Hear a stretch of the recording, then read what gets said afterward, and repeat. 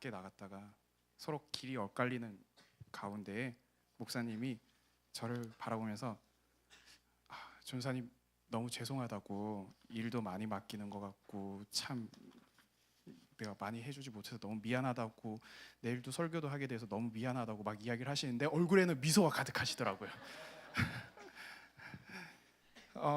오늘 함께 나누게 될 이 말씀은요, 우리가 계속 보고 있던 사사기의 마지막 부분입니다. 사사기의 마지막 부분인데요, 이 사사기가 반복되는 패턴들이 있다라고 이야기를 했었어요. 처음에는 평안하게 지내다가 우상을 섬기다가 하나님께서 이방 민족을 통해서 심판하시고 부르짖으니까 사사를 통해 구원하시고, 그리고 평안해지고 다시 우상을 섬기고 하는 5가지의 패턴이 반복적으로 이루어지는 게 사사기입니다. 사사기의 구조를 좀 살펴보면요, 1장과 2장에서는 서론의 이야기가 나옵니다. 그래서 사사기의 시대가 어떤 시대인지를 보여주는 부분이고요, 그 다음에 3장부터 해서 16장까지는 사사들의 이야기들을 구체적으로 기술을 하고 있습니다. 그런데 이 사사기의 3장부터 해서 16장까지의 패턴을 보게 되면요, 좋았던 사사, 하나님을 잘 믿고 또한 하나님의 말씀에 신실하게 따랐던 좋았던 사사에서부터 해서 문제가 있던 사사, 조금 더 큰 문제를 지닌 사사, 그리고 마지막은 우리가 지난주에 설교 들었던 거의 망나니 수준의 자기 마음대로 행동하던 삼손이라고 하는 사사가 등장하게 됩니다. 지도자의 수준들 또한 위에서 아래로 떨어지고 있는 모습이 3장에서 16장까지 그려지게 되고요, 이제 17장에서부터 21장에까지의 내용이 에필로그인데요, 이 부분은 지도자만이 타락하고 지도자만이 영적으로 쇠락하는 것이 아니라 일반 백성들 또한 마찬가지임을 보여주는 이야기들입니다. 근데 이 17장에서 21장에까지의 내용에는 2가지 이야기가 등장을 하게 됩니다. 근데 이 2가지의 이야기가 영적으로 타락한 모습, 육적으로 타락한 모습인데 거의 19금의 잔인하고 폭력적인 내용들이 강하게 나오는 이야기들입니다. 간단하게 이야기해주면요, 첫 번째 이야기는 미가라고 하는 사람이 등장합니다. 근데 미가라는 이름이 정말 좋은 뜻이에요. 여호와와 같은 이가 누구인가? 우리 하나님과 같은 분이 누구입니까? 굉장히 좋은 뜻을 담고 있는데 얘가 하는 짓을 보죠. 자기 어머니한테서 은 1,100개를 훔칩니다. 그리고 어머니가 화가 나가지고는 그 도둑을 향해서, 자기 아들이 훔친 걸 모르니까 그 도둑을 향해서 저주를 하는데, 이 저주를 듣고 무서워서 그 돈을 보았다면서 어머니께 다시 돌려줍니다. 어머니 너무 기뻐하면서 이 아들을 칭찬하며 은 200개를 가지고 신상을 만들어줍니다. 근데 이 신상이 누구를 위한 것이냐면은 아들을 위해 하나님께 바쳐진 신상이 은 200개로 만든 은신상입니다. 근데 이 미가가 자기가 관리할 수 없으니까 지나가던 정처 없이 떠돌아다니던 레위인 한 명을 붙잡아다가 내가 월급도 주고 잘 챙겨줄 테니까 우리 집 제사장 하지 않을래? 라고 이야기해서 이 레위인이 그 집의 제사장이 되는 겁니다. 근데 누구를 섬기냐면은 은신상을 섬기는 제사장이죠. 근데 이 이야기가 널리 퍼지면서 꽤나 이렇게 효염이 있고 그리고 굉장히 용한 제사장이었던 것 같아요. 그래서 단 지파가 하나님께서 분배해 주신 그 땅에서 이방 민족에 의해 쫓겨나게 되면서 이리저리 정처 없이 다니다가 이 동네까지 오게 된 겁니다. 그러면서 미가에게서 이 은신상과 레위인 제사장을 빼앗아서 자기 지파의 자기 지파의 제사장으로 삼게 됩니다. 그때 미가가 하는 이야기가 정말 경악스럽습니다. 내가 만든 신을 너희들이 왜 가지고 가느냐라고 이야기하죠. 내가 만든 신을, 하나님이라고 자기가 만들어 놓고 또한 그 하나님을 섬기고 있는 안타까운 영적 타락의 모습이 보입니다. 그 다음 이야기는 어떤 레위인에 관한 이야기인데요, 레위인에게 아내뿐만 아니라 첩이 있었는데 이 첩이 견디다 못해 도망을 쳤어요. 자기 아버지 집으로. 그래서 이 레위인이 자기 첩을 데리러 가서 그 첩을 데리고 다시 집으로 돌아오는 길에 너무 어두워서 어떤 집에 머물기로 했습니다. 근데 그 할아버지가 너무 착한 거예요. 그러면서 평안하라, 우리 집에서 편하게 쉬십시오 했는데 갑자기 문을 쾅쾅쾅쾅 두드린 거예요. 나가보니까 지금 너희 집에 들어간 그 남자를 내놓으라라고 이야기하는 거예요. 그 남자를 내놓으라. 왜 내놓으라고 하냐면은 그 남자와 성관계하기 위해서. 그 자리에 모인 수많은 남자들이 그 레위인 남자를 성폭행하기 위해서 몰려간 겁니다. 자기가 죽을지도 모르고 굉장히 위협을 느낀 이 레위인은 어떻게 하냐면은 자기 첩을 내줍니다. 그리고 이 첩은 밤새도록 강간을 당하고 험한 꼴을 당하다가 아침에 거의 죽은 채로 발견이 되죠. 분하고 어찌할 바를 몰라하는 이 레위인이 어떤 행동을 하냐면은 이 모습 또한 끔찍한 행동입니다. 이 첩을 12조각을 내요. 그래서 이스라엘 각 지파에게 보냅니다. 시체를 이렇게 토막 내가지고는 보내는 거죠. 그 시체를 받아본 이스라엘 지도자들은 굉장히 화가 나서 베냐민 지파를 완전히 박살내 버립니다. 영적으로 육적으로 타락한 이야기가 사사기 에필로그에 담겨져 있습니다.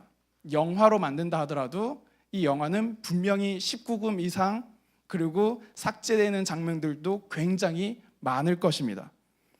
그런데 이 두 가지 사건의 원인을 성경이 이야기하고 있는데 그 말씀이 우리가 읽었던 그 말씀입니다. 제가 읽어볼게요. 그때에 이스라엘의 왕이 없으므로 사람이 각기 자기의 소견에 옳은 대로 행하였더라. 왕이 없었기 때문에 영적으로 육적으로 완전히 타락해버렸다라고 이야기하는 거죠. 왕이라고 하는 존재는 단순히 어떤 나라를 통치하는 것뿐만 아니라 종교적인 행위까지 관리하는 게 왕의 역할입니다. 그래서 성경은 이야기하고 있죠. 이런 문제들이 발생하는 것은 왕이 없었기 때문이다. 그런데 이게 성경만의 시각인가 했을 때는 아니라는 겁니다.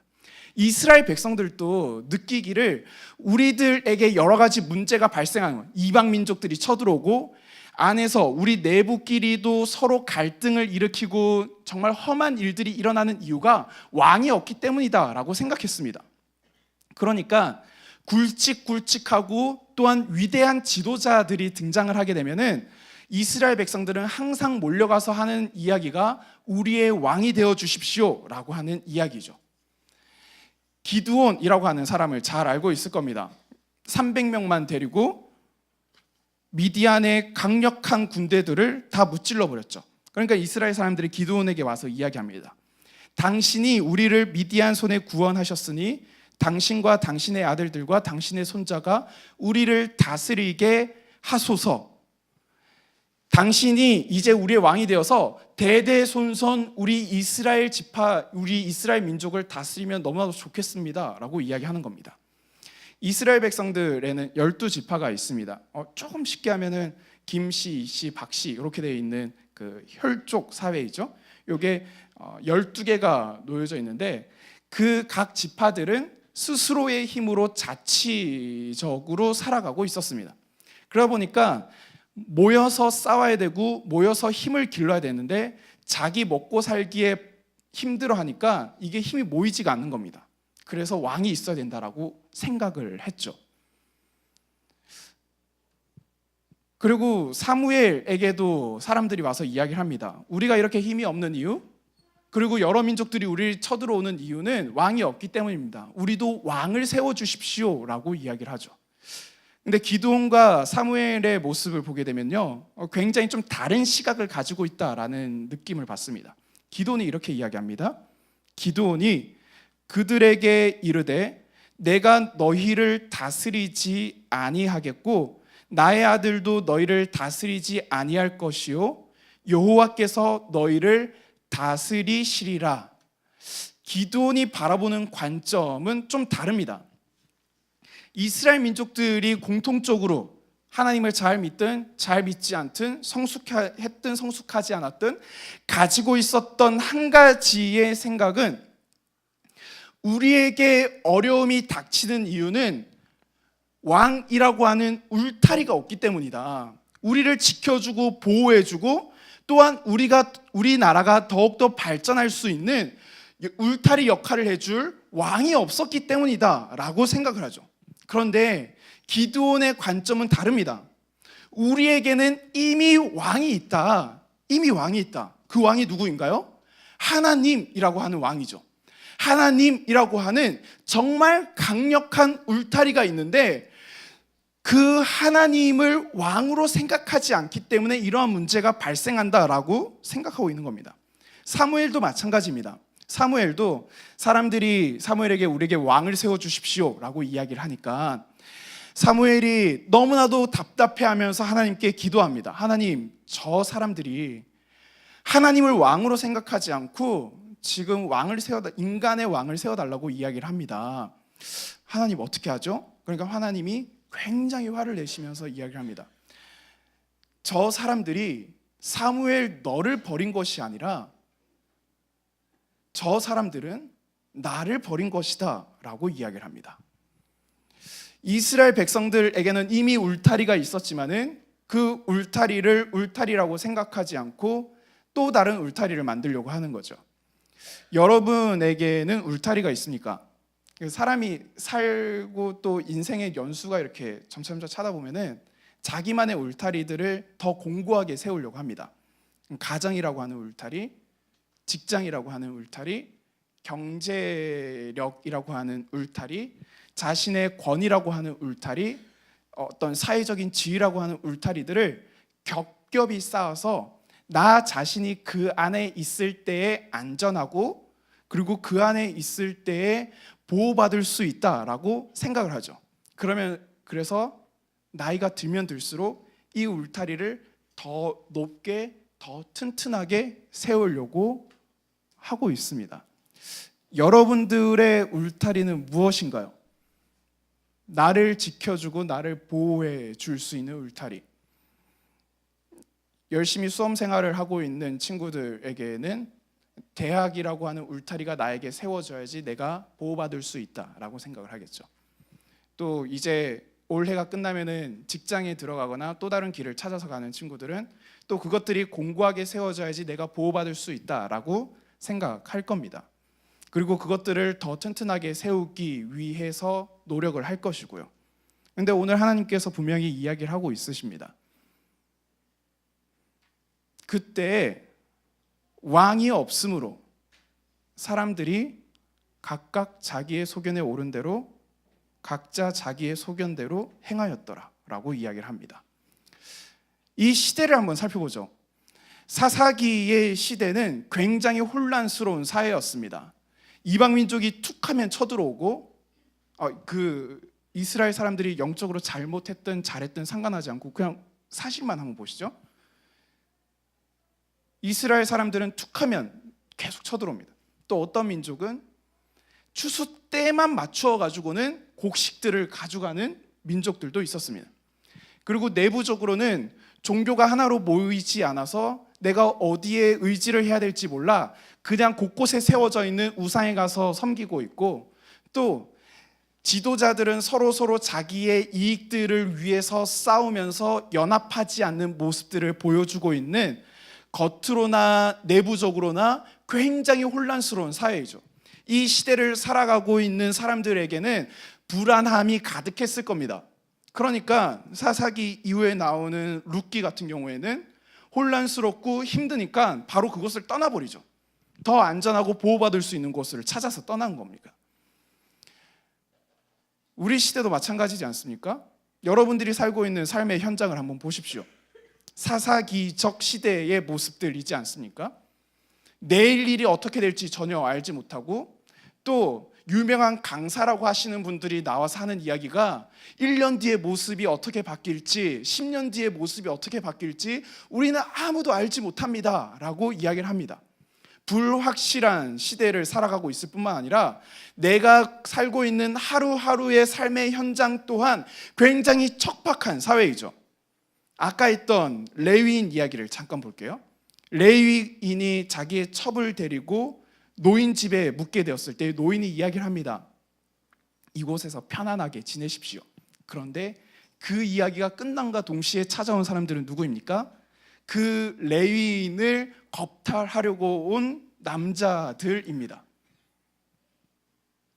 그 남자를 겁탈하지 못하자 내어준 여자를 겁탈하는 끔찍한 일들이 일어나고, 이 일들을 세상에 알리기 위해서 레위인이 선택한 방법은 시체 토막을 내어서 각 지역별로 보내는 정말 끔찍한, 입에 담기도 힘든 끔찍한 일들이 그 시대의 모습이었습니다. 오늘날의 모습도 마찬가지죠. 여러분들이 그러한 살인과 끔찍한 일들을 직접적으로 겪지 않았을 뿐이지 직접적으로 겪은 사람들 또한 많이 있고, 그리고 그 형태가 다른 모습, 각기 다른 모습들로 여러분들에게 다가오고 있다라는 사실은 분명합니다.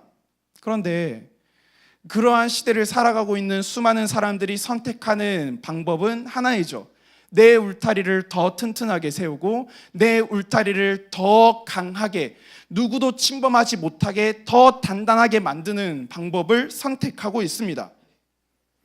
이러한 비슷한 시기가 이후에도 나타나게 됩니다. 왕이 태어날지도 모른다, 왕의 아기가 있을지도 모른다 라고 하는 소문 때문에 그 지역을 다스리고 있던 왕은 만 2세 미만, 한 4, 5살까지 되는 남자아이들을 다 죽여버립니다. 그 지역에 있는 남자아이들을 다 학살시켜버리죠. 그러다 보면은 너 5살이니? 너 2살이니? 라고 물어봤을까요? 어리다 싶으면 무조건 다 죽여버리는 거죠. 그때 곡소리가 끊이지 않았습니다. 또 어떤 사람은 귀신에 들려서 이리저리 헤매고 있습니다. 그 사람이 너무나도 무서워서, 그 사람이 해코지할지도 몰라서 그 사람을 찾아가는 누구도 없는 외로운 삶을 살아가고 있는 사람도 있었습니다. 또 어떤 사람은 열이 펄펄 끓어서 쓰러져서 누워 있는데 의사가 와서도 해결해 줄 수가 없습니다. 또 어떤 사람은 30몇 년 동안 미신 하나 붙잡고 샘터에 앉아서 가만히 30몇 년 동안 기다리고 있던 한 병자도 있었습니다. 그러한 끔찍한 사회 가운데 오신 분이 누구이신가? 바로 예수님입니다. 사사기적 시대 가운데에 오신 분이 바로 예수님이라는 이야기죠.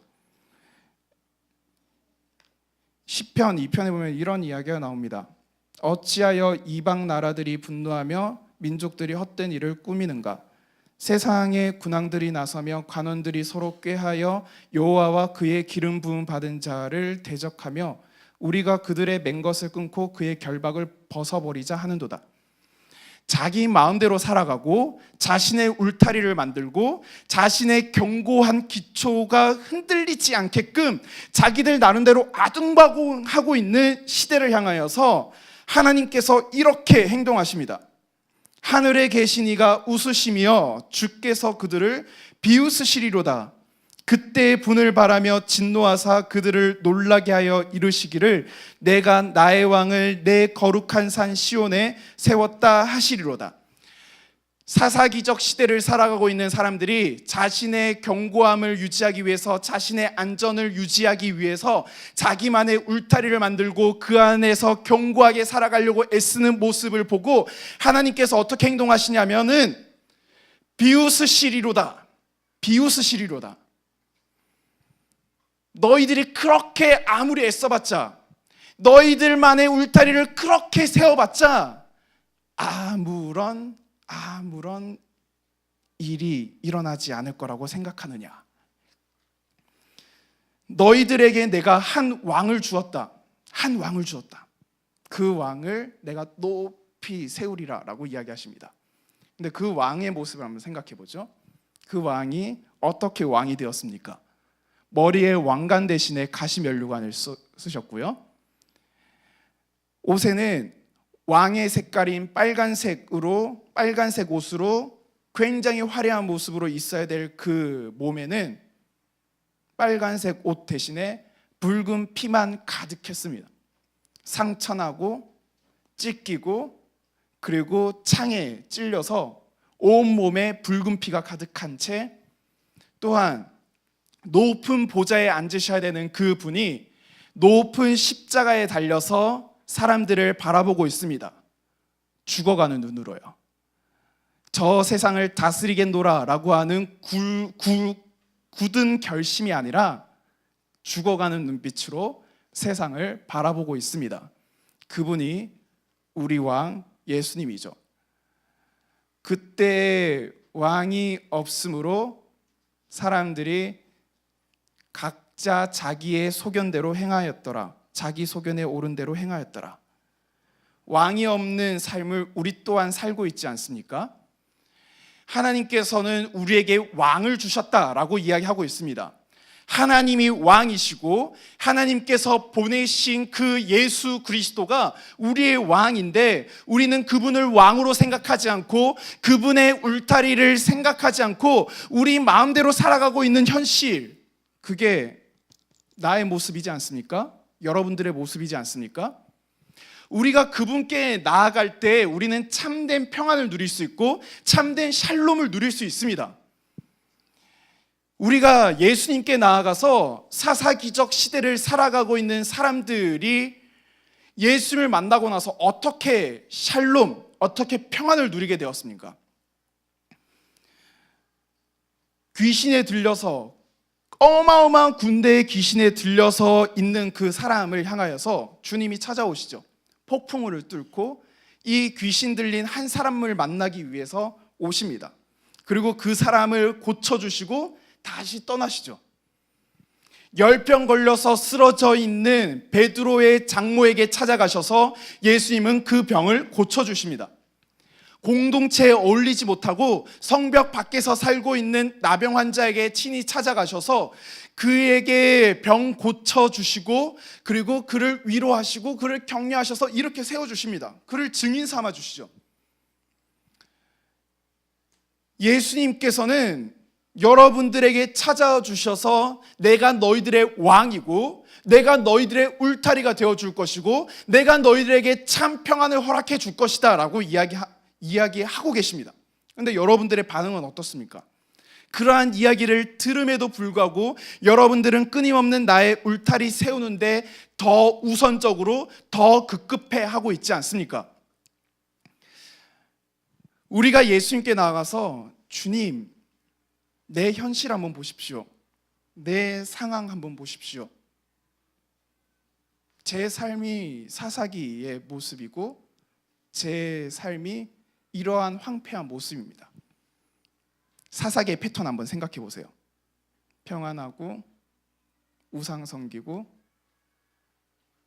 하나님이 벌 내리시고 부르짖고 하나님이 구원해 주시고, 이 패턴이 내 삶의 모습 아닌가요? 평안하게 지내다가 딴 데로 눈 돌리다가 하나님이 그래서는 안 돼, 하나님 잘못했어요, 그리고 또 평안하게 해주시고, 이 삶의 패턴이, 사사기에 나타나는 이 패턴이 내 삶의 패턴 아닙니까? 사사기 시대에 있는 황폐한 모습들, 입에 담기에도 거북할 정도로 황폐해진 모습들, 어디에도 평안하십시오, 축복합니다, 당신을 위해서 기도하고 있습니다 라고 이야기는 하지만은 막상 문만 열고 나가면은 그 앞에는 나를 노리고 있는, 나를 갉아먹으려고 하는 수많은 것들로 가득 차 있는 현실이 우리의 현실 아닙니까? 우리의 현실이죠. 그 가운데서 여러분들이 선택하는 방법은 무엇입니까? 또 어리석게 나만의 울타리를 세우고 내가 또 어떻게 하면 보호받을 수 있을까? 내가 어떻게 하면 안전할 수 있을까? 그래서 나만의 울타리를 계속해서 짓고 있지 않습니까? 오늘 하나님께서 보시는 관점, 또한 믿음의 선배들, 평범해 보이지만은 하나님을 의지했던 사람들이 보고 있는 시각을 한번 보십시오. 공통적으로 일어나고 있는 사회 내부적인 외부적인 사건들을 보고 한쪽의 사람들은, 이스라엘 백성들은 우리에게 왕이 없기 때문이다. 우리에게 왕이 없기 때문이다. 하나님을 믿는, 하나님을 신실하게 따르는 사람들 또한 공통적으로 이야기하는 게 우리에게 왕이 없기 때문이다 라고 공통적으로 이야기합니다. 근데 무슨 차이인가요? 우리들에게는 인간의 왕이 없다, 우리들에게는 인간의 왕이 없다 라고 말하는 반면에, 하나님을 신실하게 따르는 사람들은 우리에게 왕이신 하나님이 없다, 우리에게 왕이신 예수님이 없다 라고 이야기하는 거죠. 여러분들은 정말 왕이신 예수님을 따르고 있습니까? 저 높은 십자가에 매달려서 붉은 천 대신 붉은 피를 철철철 흘리시고 영광스러운 면류관, 황금 면류관 대신에 천박하기 짝이 없는 가시 면류관을 쓰고 계신 그 예수님을 여러분들의 왕으로 생각하고 있으시냐 말입니다. 예수님은 친히 사사기적 시대를 살아가셨고 본인의 삶 또한 사사기와 같이 황폐한 삶을 살아가셨죠. 자기를 따르던 제자들이 예수님을 다 버리고 왔습니다. 단 한 명도 남지 않고요. 그보다 더 심하게 자기의 수제자라고 하는 사람은 그 예수님을 모른다라고 하면서 부인하고 떠났습니다.